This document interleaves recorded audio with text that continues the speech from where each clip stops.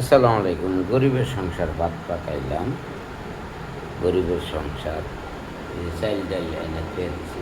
চাইল ডাইল সব গরিবের আমার রং আছে ২ বোতল করে তেল আনি।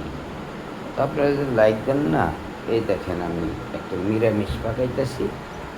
এখানে আলু, সিম, পেঁপে, তারপরে রয়েছে আরও কয়েক পদ দিয়া এই যে একটা নিরামিষ পাকাচ্ছি। জিরার গুঁড়া তো অবশ্যই আছে অন্যান্য।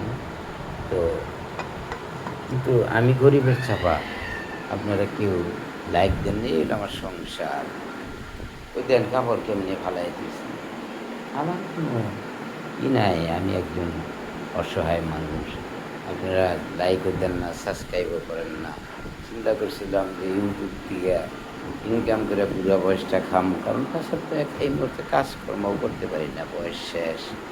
এই আমার ছোট্ট সংসার, এই ছোট্ট সংসার।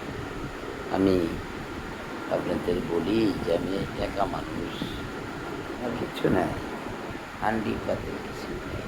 আর বড় একা ওই যে কাপড় ফালাই দিয়েছি, ওই কম্বল ফালাই দিয়েছি, ওই যে আরো কিছু নেই। এই হলো আমার জীবন সংসার। নিজে পাকাই, কয়দিন পাকাবো জানি না, তারপরে হয়তো মারাও যেতে পারে। তো আপনারা লাইক কমেন্ট করেন না, খুব কষ্ট হইতেছে। কি ভিডিও বানাম বলেন বুড়া বয়সে?